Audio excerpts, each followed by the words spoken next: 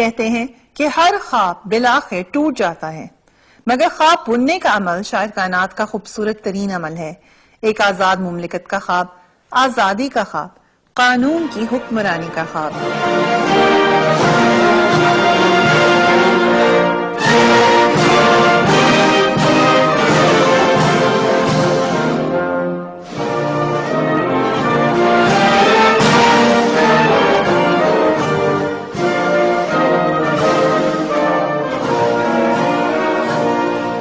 ایسا ہی ایک خواب پاکستان کے عوام نے دیکھا تھا۔ سال 2007 پاکستان کی تاریخ کا ایک اہم ترین دور ہے۔ یہ وہ دور ہے جب سب کچھ بدلتا دکھائی دیا۔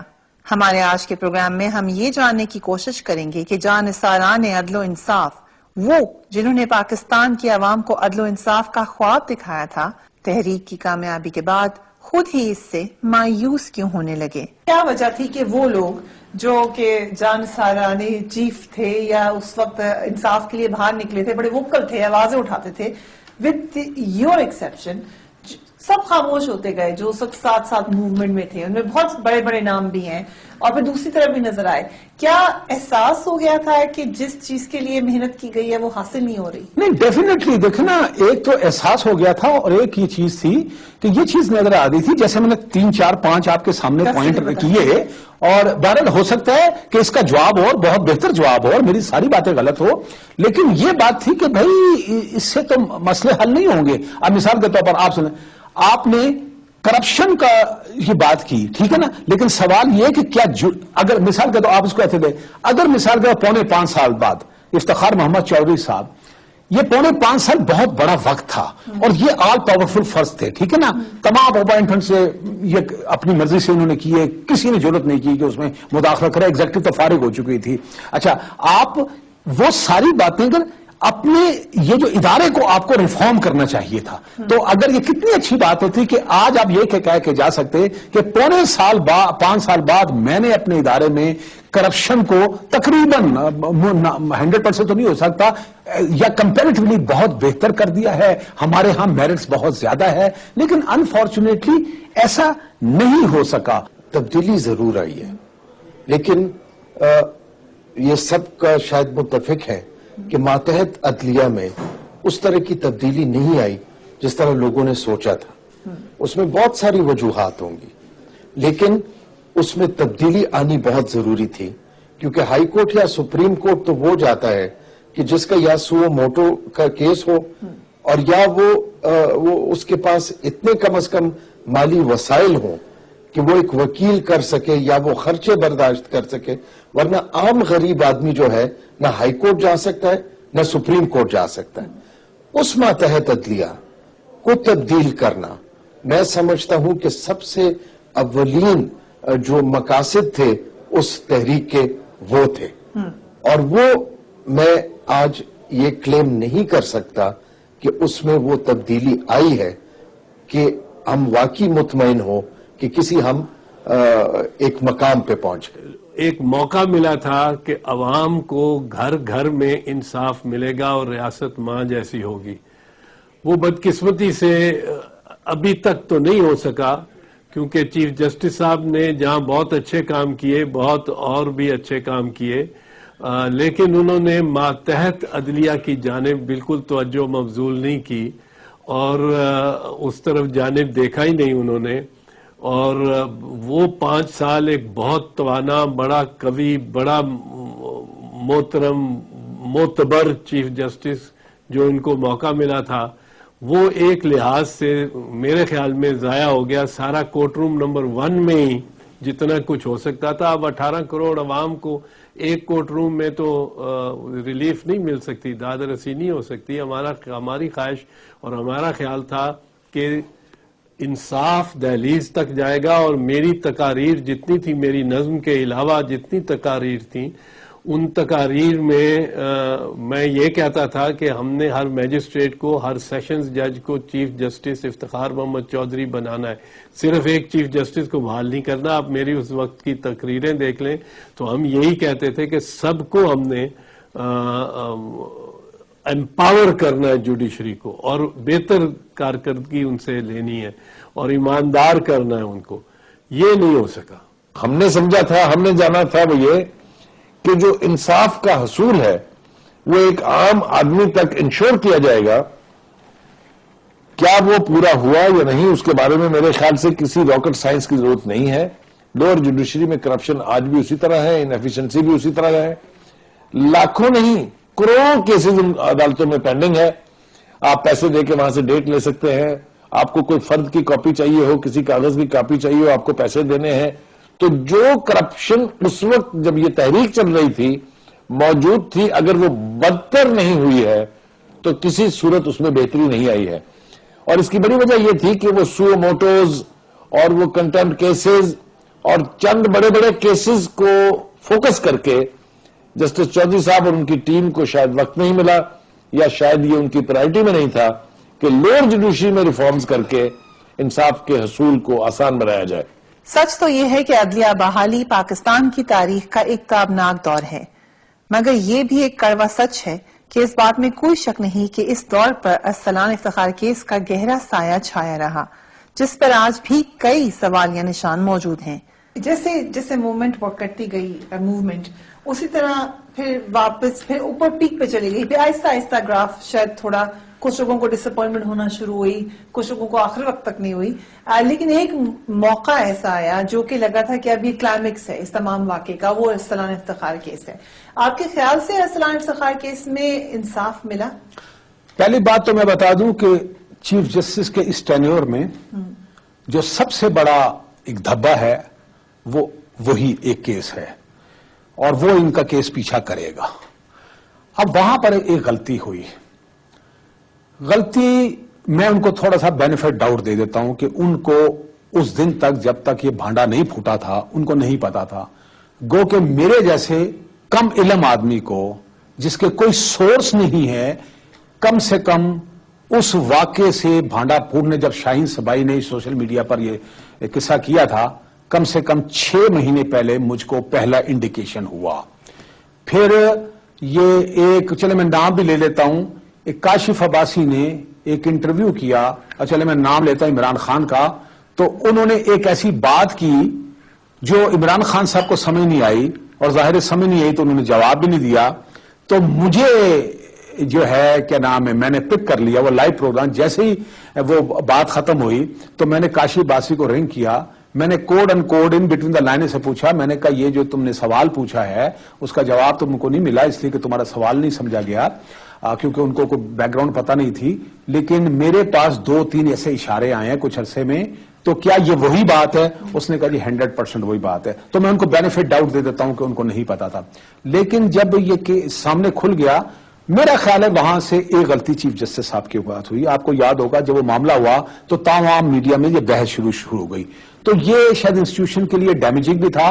تو اس وقت اس ساری بحث کو شاید روکنے کے لیے انہوں نے سو موٹو لے لیا. پھر میڈیا والوں سے ایک اور غلطی ہوئی کہ میڈیا والوں نے آرٹیکل لکھے حضرت عمر سے بھی ملا دیا. یہ تو میڈیا نے لکھے نا, آپ بھی تو بادشاہ لوگ ہیں نا. اچھا, پھر یہ بات ہے کہ جو پہلی پروسیڈنگ ہوئی اس میں چیف صاحب خود بیٹھ گئے, پھر وہ کوئی قرآن پاک بھی درمیان میں آ گیا, کچھ اور اس قسم کی باتیں آ گئی. ڈو یو تھنک کہ نظر آیا, دکھائی دیا انصاف ہوتا ہوا ارسلان کے کیس میں؟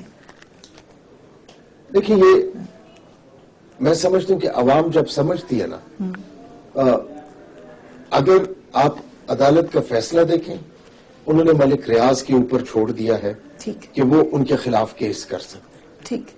اسی طرح انہوں نے ان کے لیے چھوڑ دیا کہ وہ ملک ریاض کے خلاف کیس کریں. لیکن بدقسمتی سے چونکہ وہ اس وقت چیف جسٹس صاحب کے صاحبزادے تھے, یہ مشکل ہے اس پورے کیس میں, اور اسی لیے جو ہے وہ اس پہ بہت زور دیا جاتا ہے کہ انصاف نہ صرف ہونا چاہیے, دکھائی بھی دینا چاہیے. اس کیس میں ہوا یہ کہ ان دا فرسٹ پلیس کیس سن کے آپ کو یاد ہوگا کہ انہوں نے اٹارنی جنرل کو کہا تھا کہ یہ اس معاملے کو ادھر بھجوایا جائے کرمنل کیس کی طرف.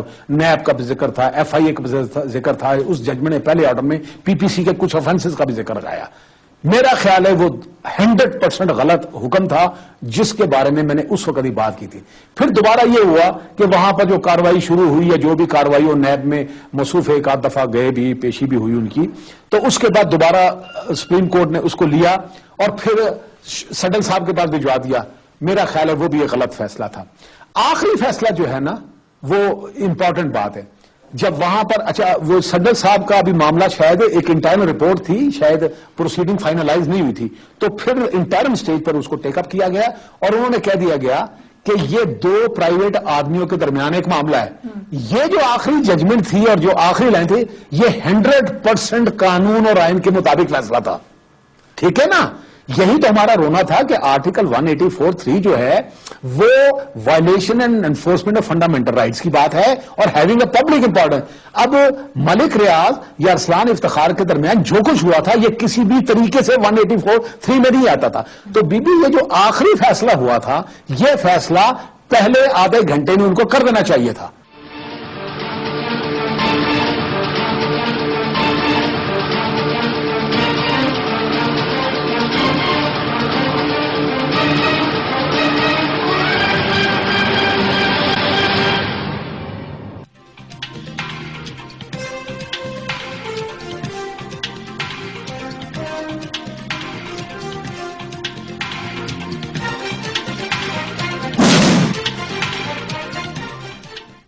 عام آدمی کو سستے اور فوری انصاف کے سبز باغ تو دکھائے گئے, مگر یہ بھی ایک تلخ حقیقت ہے کہ نچلی سطح پر انصاف آج بھی بکتا ہے اور لوگ عدلیہ بحالی کے بعد بھی اسی طرح عدالتوں کے دھکے کھا رہے ہیں جیسا کہ برسوں سے اس ملک کا وتیرہ رہا ہے. غریب کا مر جاتا ہے مگر اس کا مقدمہ حل نہیں ہوتا, تو اس سے سپریم کورٹ کا کوئی تعلق نہیں ہے. مگر یہ بات کیا ان لوگوں کو پتا تھی جو اس موومنٹ میں شامل تھے ریسٹوریشن کا کام کرنے کے لیے, ان کو اس سے یہ کلیئرٹی تھی؟ میں سب سے پہلے اپنے آپ کو مورد الزام ٹھہراتا ہوں اور اس وکلا کی لیڈرشپ کو ان پہ ذمہ داری تھی کہ انہوں نے اس قوم کو بہت بڑے خواب دکھائے تھے, ان کو اٹھایا تھا, ان کو سڑکوں پہ نکالا تھا, ان کے لیے نظمیں پڑھی تھیں, ان کو بہت جذباتی تقریریں کی تھی, اور جس طرح عوام کو اپنی خواب دکھا کے نکال چکے تھے تو پھر ان کے پاس یہ جواز نہیں تھا کہ وہ پیچھے بیٹھ کے اور اپنے کاموں میں لگ جائے. وہ انہی کو اٹھنا تھا. میں اپنے آپ کو بھی آج بھی ذمہ دار سمجھتا ہوں. اگر کوئی کوتاہی ہے میں مکمل طور پہ اپنے آپ کو, اور میں بڑے احترام میرے لیے ہر ایک محترم ہے, ان سب کو میں سمجھتا ہوں کہ ان کی ذمہ داری تھی جو شاید ہم نے نہیں نبھائی. جب وکٹری ملی, اللہ کے بہت بڑی عزت ملی, بڑی ہوپ, ایکسپیکٹیشنز, انپریسیڈنٹڈ پاپولیرٹی ملی عدالتوں کو, آج جب آپ عدالتوں میں جائیں اور وہاں جو لوور کورٹس کی میں بات کر رہی ہوں وہاں جو ہوتا ہے, آپ سمجھتے ہیں کہ جیت حاصل ہو گئی؟ نہیں, دیکھیں آپ تو لوور کورٹ کی بات کر رہی ہیں نا, میں تو سپریم کورٹ سے شروع کرتا ہوں. دیکھیں غلطیاں کچھ ہوئی ہم سے اور کافی غلطیاں ہوئی. مثال کے طور پر 9 مارچ 2007 کو میں جو سب سے بڑا, میں بلکہ یہ جو بات اچھا میں اب یہ جو اب 2-4 پوائنٹ آپ کو بتانے لگا ہوں, یہ میں افتخار چودھری صاحب کو کرٹیسائز نہیں کر رہا, وہ اب جا چکے ہیں. اب کرٹیسائز تو اب ایسے ایسے لوگ بھی کریں گے جو آپ کو کچھ نہ پوچھیں, لیکن یہ جو میں پوائنٹ آؤٹ کر رہا ہوں وہ آنے والے جو لوگ ہیں ان کو بتا رہا ہوں کہ یہ ان کی غلطیاں تھیں, آپ نے ان کو اوائڈ کرنا ہے, تو شاید آنے والے دنوں میں پاکستان کی جوڈیشری اور خاص طور پر سپریم کورٹ ایک بہت بہتر روپ میں آئے گی. مثال کے طور پر دیکھیں 9 مارچ 2007 اور آج کے دن جو ایک فرق آیا ہے وہ ڈسپلن تباہ و برباد ہو گیا ہے. ڈیکورم نہیں ہے عدالتوں کا. بیبی یہ منیمم چیز ہے کسی بھی, یہ آپ کی ایک آرگنائزیشن ہے نا چھوٹی موٹی جو چل رہی ہے, اس میں مجھے بتائیں اگر ڈسپلن نہیں ہوگا, ڈیکورم نہیں ہوگا, تو یہ آپ ادارے کو کیسے چلائیں گے؟ ایک یہاں پر غلطی ہے. دوسری غلطی یہ ہوئی کہ دیکھیں بہت سے 100 ووٹیں لیے گئے, اپوائنٹمنٹس کو چیلنج کیا گیا اور یہ کہا گیا کہ یہ ٹرانسپیرنٹ نہیں تھی. میں اس بات کو مانتا ہوں کہ بہت سی واقعی اپوائنٹمنٹ ٹرانسپیرنٹ نہیں تھی, ایگزیکٹو کی طرف سے کی اور ان کو سیٹسفائڈ کیا تو چلو ٹھیک کیا. لیکن سوال یہ ہے کہ ہم نے جو اپوائنٹمنٹس کی جو ہائی کورٹ کی ججز میں, کیا اس میں وہی فارمولا ہم نے ذہن میں رکھا؟ دی آنسر از نو. جو کورٹ کی ورکنگ ہے, جو کورٹ مینجمنٹ ہے, اور جس طرح لوگ جو ہیں سارے پاکستان سے آتے ہیں اور ان کے کیس نہیں چل پاتے اور وہ 3 بجے 4 بجے تاریخ ہو, تو مطلب میں نے وہ اپنا دکھڑا, وہ میرا بھی دکھڑا ہے اس لیے کہ دیکھیں جن لوگوں کے کیس سالہ سال سے سپریم کورٹ پینڈنگ ہیں, کیونکہ میں صرف سپریم کورٹ میں غلط کرتا ہوں تو جواب دے تو ہم ہیں نا, وہ کس کے پاس جائیں. لیکن ہم جو ہیں وہ بے بس ہوئے ہوئے تھے, درخواستیں دیتے ہیں, جو appeal as a matter of right لگتی ہیں وہ لگتی نہیں ہیں, انفیکچوئل ہو جاتی ہیں, نیچے ایکسکیوشن ہو جاتی ہیں, یا ایون امپرونمنٹ فار لائف کے کیس ہیں جس میں سزا جو ہے وہ 25 سال ہوتی ہے, جس میں کم سے کم 15 سال گزارنی پڑتی جیل میں. اگر وہ 15 سال وہ جیل میں گزار لیتے ہیں اور وہ وہاں سے ریلیز ہو جاتے ہیں اور کیسوں کا فیصلہ نہیں ہو پاتا, تو حق بجانے پہ ہمارا گریبان پکڑنے میں, لیکن ہم بھی اس میں جو ہے بے بس سے نظر آتے ہیں. جو معاملہ جات چیف جسٹس صاحب نے پھر اپنی پلیٹ پر رکھے, ان کا ان اہداف سے کوئی تعلق نہیں تھا جس کے لیے وہ تحریک چلائی گئی تھی اور جو حاصل ہونے چاہیے تھے, کیونکہ جن 3 فریقوں کا میں نے ذکر کیا, اس کے علاوہ عوام الناس نے, جو پبلک ایٹ لارج تھی, اس نے بھی بہت سپورٹ کیا اس تحریک کو. انہوں نے بھی بہت دعائیں مانگی ہوں گی کہ چیف جسٹس بحال ہو اور انصاف کا حصول ممکن ہو, جو کہ اگر آپ اس کو بالکل ایک غیر جانبدار طریقے سے پرکھیں تو آپ کو پتا چلے گا کہ انصاف کا حصول مہنگا ضرور ہو گیا ہے, یقینی نہیں ہوا ہے. مگر پھر چلتے ہیں سال 2007 میں, جب سب کچھ بدلتا ہوا دکھائی دینے لگا. ایک فوجی ڈکٹیٹر جنرل پرویز مشرف کے سامنے اس وقت کے چیف جسٹس افتخار چودھری نے سر جھکانے سے انکار کر دیا, جس کے نتیجے میں انہیں ان کے ساتھی ججز سمیت غیر قانونی طور پر برطرف کر کے گھروں میں نظر بند کر دیا گیا. مگر پھر وہ ہوا جس کی نظیر اس سے پہلے پاکستان کی تاریخ میں کبھی نہیں ملتی. چیف جسٹس کی حمایت میں وکلا اور عوام نے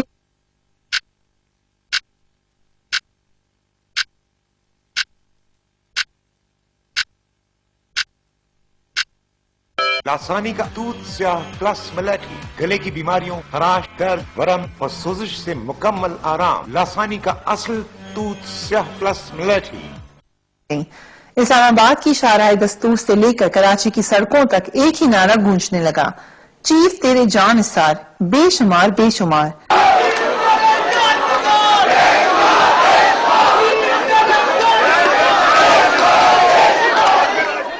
ملا صاحب, ہم لوگ کو تو بہت سارے آپ کے ایسے مواقع, آپ کی ایسی گفتگو, آپ کے ایسے سینز یاد ہیں جس میں آپ ایک بڑا انٹیگرل پارٹ رہے ہیں اس ساری ریسٹوریشن موومنٹ کا.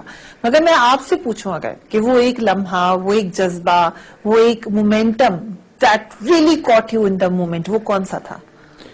دیکھیں, میں تو 9 مارچ 2007 کو بذات خود ذاتی طور پہ میں افتخار محمد چودھری صاحب کو بحیثیت جج جانتا تھا, لیکن کوئی میرا ان کے ساتھ تعلق نہیں تھا. شاید ہم ان میں سے تھے جو ان پہ تنقید بھی ان دنوں میں کرتے تھے. لیکن 9 مارچ 2007 کو جو طریقہ ہوا اور جس طرح ان کو روکا گیا, اور پھر جس طرح ان کے وہ تصویر چھپی, اور پھر ایک بہت ہی وائبرنٹ میڈیا جو لمحہ بہ لمحہ, سیکنڈ بائی سیکنڈ سب کچھ دکھا رہا تھا, تو اس سے ایک اندر کی ایک خواہش ہے کہ یہ پاکستان کسی طرح ہمارے بچوں کے لیے, ہم سب کے لیے تبدیل ہو جائے, اور ہم بھی ایک مہذب معاشروں کی طرح قانون اور آئین کے تحت آ جائیں, اور جس طرح باہر کی دنیا ترقی کر رہی ہے ہم بھی ترقی کریں. وہ ایک موقع تھا, اور وہ جو امیجز تھے, خاص کر اس بال کھینچنے کی تصویر کے, انہوں نے صرف ہمیں نہیں, اگر آپ موومنٹ کو دیکھیں تو علی احمد کرد, اعتزاز احسن, حامد خان, رشید رضوی, طارق محمود, اور جتنے فور فرنٹ کی لیڈرز ہیں, میں سمجھتا ہوں یہ فور فرنٹ کے لیڈر ضرور تھے, لیکن اصل جو انسنگ ہیروز تھے وہ وکیل تھے جو چھوٹی باروں کے تھے. جو موومنٹ تھی, let's go back in time, وہ وقت تھا, کون سا وہ لمحہ ہے, وہ مومنٹ ہے جو آپ کو ابھی بھی یاد آتا ہے, جس وقت آپ سب بھول کر بس اس مومنٹ کے اندر تھے؟ دیکھیں نا, مومنٹ میں تو سارے لمحے جو ہے نا وہ تو کچھ کامیابی کے تھے, درمیان میں ایک سسپینشن کا دور ضرور آیا ریسٹوریشن کے بعد, ایک مومنٹ وہ تھا جس میں ایسا لگا کہ اب ہم ہار گئے ہیں، اور وہ لمحہ کافی جلدی آ گیا تھا، اور وہ تھا 12 مئی۔ یہ بڑا خوفناک دن تھا، شاید لوگ اس کو اس طرح محسوس نہیں کر رہے جس وقت، کیونکہ ہمیں سم ہاؤ اور ادھر اس دن بہت مایوس تھے، لیکن میں سمجھتا ہوں کہ اس دن اللہ تعالیٰ کی طرف سے کوئی مدد آئی۔ میں گناہگار آدمی ہوں، لیکن بہت سے ایسے موقع آئے جہاں پر ایسے لگا کہ کوئی مدد کر رہا ہے، اور شاید یہ نقشہ بننا تھا۔ چیف جسٹس افتخار بحال ہوئے تو لوگوں کی تمام امیدیں ان سے وابستہ ہو گئیں۔ یہ وہ آرزوئیں تھیں جو قیام پاکستان سے عوام کے دلوں میں پروان چڑھ رہی تھیں، اور ہر حکمران سے مایوس ہو کر عوام نے اپنی ان امنگوں اور آرزوؤں کا مرکز چیف جسٹس کی ذات کو بنا لیا تھا۔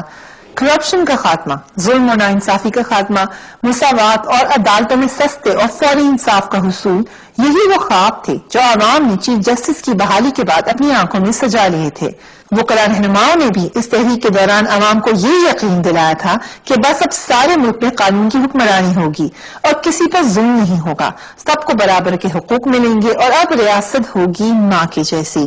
مگر پھر یوں ہوا کہ عدلیہ بحالی کے کچھ عرصے بعد ہی اس کے سرکردہ رہنما ایک ایک کر کے تحریک سے مایوس ہونے لگے۔ کچھ نے تو خاموش ہو کر گوشہ نشینی اختیار کر لی، مگر کچھ نے خاموش رہنے کے بجائے چیف جسٹس افتخار چودھری پر تنقید شروع کر دی۔ تاریخ میں بڑا نام پایا افتخار محمد چودھری نے، اور بڑے نام سے ان کو تاریخ یاد رکھے گی۔ انہوں نے انکار کیا ایک آمر اور ڈکٹیٹر کو، پہلا چیف جسٹس تھا جس نے یہ جرت اس قسم کی، اور میں سمجھتا ہوں کہ ایک ضعیف اور بیمار ادارے میں جان ڈال دی۔ تاریخ اس طرح یاد رکھے گی کہ ایک بڑے محنتی اور بڑے ہی انتھک قسم کا چیف جسٹس پاکستان کو ملا۔ تاریخ میں کچھ ان پہ سوالیہ نشان اور داغ بھی آئیں گے، مثال کے طور پہ ارسلان افتخار کا، کہ وہی عدالت جو دیکھتی ہے کہ یوسف رضا گیلانی کے بیٹوں کو قید اور جیل ہو رہی ہے، وہی عدالت جو کھینچتی ہے راجہ پرویز اشرف کے داماد کو، وہ عدالت بے بس ہو گئی، بالکل بے بس ہو گئی چیف جسٹس کے بیٹے کے معاملے میں۔ پھر ان کو یہ دیکھا جائے گا کہ کسی حد تک انہوں نے مکمل غیر جانبداری سے کام نہیں لیا۔ پاکستان پیپلز پارٹی کے خلاف تو بڑی مستعدی سے مقدمات بنتے رہے، از خود نوٹس بھی ہوتے رہے، میمو گیٹ بھی ہوا جس کا آج تک فیصلہ نہیں آیا مکمل۔ وہ پریزیڈنشل الیکشن کو بھی مسلم لیگ نواز کے کہنے پہ آگے کر لیا۔ پیپلز پارٹی کے وزرائے اعظم کو کھینچ کے عدالت میں بلایا، ایک کو ڈسکوالیفائی کیا، سزائے قید بھی دی۔ لیکن نندی پور پروجیکٹ جس میں ایم ڈی پیپکو منور بصیر صاحب لکھتے ہیں، چیف جسٹس کو خود لکھتے ہیں کہ 18 ارب کا گھپلہ اس میں اس موجودہ حکومت نے کیا ہے، کر گئی ہے، 18 ارب نکال گئی ہے اس پہ سو موٹو نوٹس نہیں لیتے۔ اسی طرح حدیبیہ پیپر مل کا کیس ہے، اس میں نہیں لیتے۔ اصغر خان کے کیس میں جہاں میاں نواز شریف پہ الزام آتا ہے اس کی امپلیمنٹیشن بینچ نہیں بناتے۔ این آر او میں آصف زرداری کے خلاف این آر او بینچ بنا دیتے ہیں۔ تو اس قسم کی باتیں آئیں گی کہ مسلم لیگ نواز کے تو بلو آئیڈ پٹیشنرز تھے، چاہے چودھری نثار علی ہوں، خواجہ آصف ہوں، میاں نواز شریف خود پیش ہوئے جس دن میمو گیٹ کے معاملے میں، اسی روز ان کو وہ ان کی داد رسی ہوئی جو انہوں نے مانگا بھی نہیں تھا، وہ بھی ان کو مل گیا اسی روز۔ راجہ ظفر الحق صاحب جس دن انہوں نے عدالت سے استدعا کی کہ صدارت کا شیڈول تبدیل کر دے، اسی روز 15 منٹ میں دوسرے امیدواروں کو نوٹس دیے بغیر، نہ رضا ربانی کو نوٹس ہوا، نہ جسٹس وجی الدین کو نوٹس ہوا، اور وہ ریوائز کر دیا، ایڈوانس کر دیا انہوں نے از خود شیڈول، جو کہ صرف چیف الیکشن کمشنر ہی اکیلے کر سکتے تھے آئین کے تحت۔ تو ان کو یاد رکھا جائے گا، ایک بڑے آدمی ہے جن کی ذات بدقسمتی سے کسی حد تک متنازع ہو گئی۔ ابھی اگلے روز جو فوٹیج کی لیک ہوئی ہے فوٹیج، اور ایک چینل کو دے دی گئی، اس چینل نے بڑا کیمپین چلائی تھی چیف جسٹس کے حق میں، بہت توانہ کیمپین چلائی تھی، اور اس پہ ظاہر ہے اتنا ایئر ٹائم لگا ہوگا اور لگایا گیا کہ انہوں نے کچھ کمرشل ادارہ ہے، ہمیں حیرت تو نہیں ہونی چاہیے، کمرشل ادارہ ہے، اس نے کچھ افزانہ تو لینا تھا تو وہ لے لیا، اس نے وصول کر لیا، پر چیف جسٹس صاحب کو اس سے ان کی ریکارڈ پہ ایک اور سوالیہ نشان بہت بڑا آ گیا کہ وہ ایک ٹی وی چینل کے ساتھ بھی لوگ کہتے تھے ان کا زیادہ منسلک ہے اور نرم گوشہ رکھتے ہیں، اور ایک پارٹی کے ساتھ بھی ان کا زیادہ ان کی جانب زیادہ رجحان تھا۔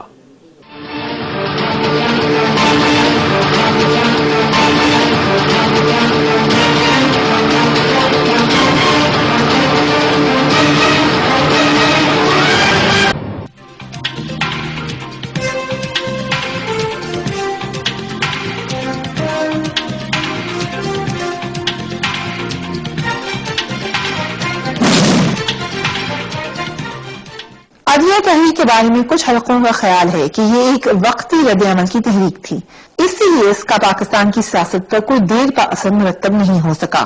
یہ بھی کہا گیا کہ افتخار محمد چودھری ری ایکشن کی پیداوار ہیں، کسی عظیم فلسفے یا نظریاتی سلسلے کی پیداوار نہیں ہے، اس لیے وہ کوئی بڑی تبدیلی نہیں لا سکے۔ کیا وجہ تھی کہ اس عرصے میں ہمیں وہ لوگ جو اس وقت بڑے ووکل تھے، جب اپوننٹ کو اندر برائی نظر آ رہی تھی، اس میں خامی نظر آئی تھی، مگر جن کے ساتھ کھڑے تھے، جو آپ کے آئیڈل تھے، جو آپ کے بادشاہ تھے اس وقت کے، ان میں خامی کے اوپر بولنے کے بجائے خاموش ہو گئے سب، چاہے ترک صاحب ہوں اور بڑے لوگ سائڈ پہ ہو گئے، آپ بھی بڑے عرصے تک خاموش رہے۔ If you don't mind my saying that, کیوں خاموشی کیوں رہی اس وقت، کیوں نہیں آواز اٹھائی؟ میں سمجھتا ہوں کہ اس میں بہت سارے پلیئرز ہیں جن کا رول تھا، اور شاید وہ رول جس طرح ادا ہونا چاہیے تھا وہ ادا نہیں ہوا۔ آپ کی ملاقات رہی چیف جسٹس سے؟ دیکھیے، میں تو اللہ تعالیٰ کا شکر ہے کہ ان کے ساتھ میرے جب ریسٹوریشن تک، چونکہ صبح دوپہر شام کا واسطہ تھا، جب وہ ریسٹور ہوئے تو وہ ایک چیف جسٹس ہو گئے۔ اور میرا اپنا، میں سمجھتا ہوں کہ وکیلوں کا اصول یہ ہونا چاہیے کہ ان کے اور جج صاحبان کے درمیانے میں اتنا زیادہ فاصلہ ہو کہ وہ روب جج کا بھی رہے اور وکیل جو ہے وہ اپنے اس میں ان کے تنقید بھی کر سکے، لیکن قانون اور آئین کے تحت۔ میں سمجھتا ہوں کہ بہت قریبی یا جج صاحبان کا بارے میں جانا، میں سمجھتا ہوں کہ اب یہ چیز تبدیل ہونی چاہیے، وہ دوری ضرور آنی چاہیے۔ ایک جو پرابلم ہوا یہ 184(3) جو ہے، دیکھیں یہ آئین کا 1973 میں بھی حصہ تھا، آج بھی ہے اور آئندہ بھی رہے گا، اور ہمارے ملک میں یہ اختیار ہونا چاہیے۔ لیکن سوال یہ ہے کہ یہ جو 184 کا جو استعمال کر رہے ہیں یہ آپ ضرور کریں، لیکن یہ جو سپریم کورٹ ہے، یہ ہائی کورٹ ہے، ان کا ایک بنیادی کام تھا، بنیادی کام تھا بھی اور ہے بھی وہ یہ کہ ریگولر سائڈ میں ان کے پاس اپیلیں آتی ہیں، ٹھیک ہے نا، ان کے پاس پٹیشنیں آتی ہیں آئین کے تحت یا مختلف قوانین کے بغیر۔ کیا یہ ان کا کام نہیں تھا؟ یہ ان کا ایک بنیادی کام تھا۔ 184 ایک اسپیشل جوسڈکشن تھی جو کہ صرف اسپیشل حالات میں استعمال ہو سکتی تھی اور اسپیشل کیسز میں استعمال ہو سکتی۔ یہ جو ایک روٹین کا کام بن گیا اور جس میں میڈیا نے بھی کہا روز آپ آرٹیکل لکھیں، روز آپ ٹکٹ چلائیں اور اس کی بنیاد پر سو موٹو لیں، اور پھر جناب ہر میڈیا ہاؤس جو ہے نا اور ہر اخبار والا یہ بات بڑے فخر سے کہے کہ یہ خبر ہم نے لگائی تھی اور چیف جسٹس صاحب نے لے لیا اور اس پر کارروائی ہو رہی ہے، یہ کوئی فخر کی باتیں نہیں تھی۔ ان اینی کیس اس ملک کو چلانا بہرحال ہے، وہ ایگزیکٹو میں چلانا ہے، بیوروکریسی کے ساتھ مل کے چلانا ہے۔ لیکن مثال کے طور پر اگر ہائی کورٹ کی ججمنٹ آ جائے کہ جناب بات یہ ہے کہ امریکہ کے ساتھ تعلقات، ایک ججمنٹ آئی ہوئی ہے جس کا عمران خان روز ذکر کرتے ہیں کہ ہم تو یہ نیٹو کا کر رہے ہیں، اس لیے کر رہے ہیں کہ ہائی کورٹ کی ججمنٹ ہے، لیکن پشاور ہائی کورٹ کی، لیکن عمران خان صاحب چونکہ اس وقت یقینی طور پر پاکستان کے ایک بہت بڑے لیڈر ہیں، ان کی ریپرزینٹیشن ہے، ایک صوبے میں حکومت بھی ہے، تو کم سے کم اس ججمنٹ کو ٹھنڈے دل سے یہ پڑھا جائے اور سوچا جائے کیا جوڈیشری پاسبلی ایسی کوئی ججمنٹ دے سکتی تھی۔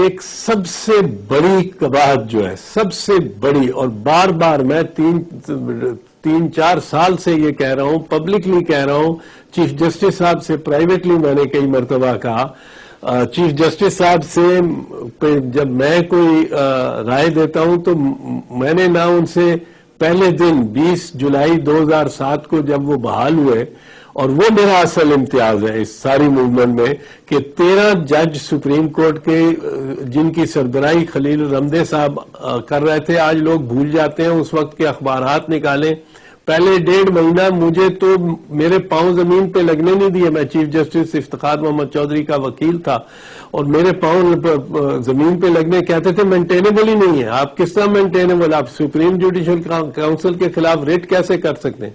اور ان کو منایا اور بحال کروایا چیف جسٹس کو 20 جولائی 2007 کو. اس دن میں نے اعلان کر دیا اسی دن کہ میں نے چونکہ ان کا مقدمہ لڑا ہے، یہ میرے سائل ہیں، ان کے سامنے میں پیش نہیں ہوں گا، کسی کو یہ خیال نہ ہو کہ انصاف ان کے ہاتھوں سے نہیں ہوا، اعتزاز احسن کے حق میں فیصلہ ہو گیا. تو میں نے اسی دن فیصلہ کیا، اناؤنس کر دیا میں. تو لہذا نہ مجھے ان سے بیل کرانی تھی، نہ کسی کی کو سٹے لینا تھا، نہ میں ان کے آگے پیش ہوا. سینکڑوں سائلین کو جو مجھے انگیج کرنا چاہتے تھے ان کو میں نے انکار کیا. تو مجھے نہ ان سے کوئی فائدے کی توقع تھی، نہ نقصان کا اندیشہ تھا. تو میں ان سے بے لاگ بات کر لیتا تھا. تو میں نے ان سے کئی دفعہ اور پبلکلی بھی کہا، ٹاک شوز میں کہا کہ 184(3) میں ایک بہت بڑی بات یہ ہے کہ اس کی اپیل کوئی نہیں. سپریم کورٹ فیصلہ کر لے، ہائیسٹ اتھارٹی اس دنیا میں، سب سے بڑی عدالت ہے پاکستانیوں کے لیے، اور اس کے بعد اب اپیل کوئی نہیں. اپیل پھر اگلے جہان میں اپیل ہوگی. تو یہ بہت بڑی بات ہے آرٹیکل 184(3) میں. اور اس وجہ سے انڈیویجول کیسز نہیں لیے جانے چاہیے، جنرل پبلک گڈ کے. جس طرح لاہور کی نہر پہ جو درختوں کی کٹائی ہو رہی تھی 15-20 میل کے علاقے میں اسٹریچ، یہ لاہور کا ایک پھیپھڑا ہے لاہور کی نہر. تو اس پہ خود نوٹس لینا ضروری تھا، اچھی بات تھی. اس قسم کے جو رفاع عامہ کے اور عام شہری کے لیے مجموعی طور پہ جو معاملات ہیں ان پہ 184(3) ہونا چاہیے. آپ اور میرا جھگڑا ہو، اس میں 184(3) ہو جائے، آپ کے حق میں فیصلہ ہو جائے، تو میں اپیل کہاں کروں گا؟ اور فیصلہ غلط بھی کر دیتے ہیں، انسان ہے، کوئی اللہ بخشے نعوذ باللہ کوئی خدا تو نہیں ہے، انسان ہے، غلطی کر جاتے ہیں، پر اپیل تو ہونی چاہیے. سو میں 184(3) کے اس لیے خلاف رہا ہوں، تھرو آؤٹ رہا ہوں کہ اس میں اپیل کا کوئی حق نہیں ہے.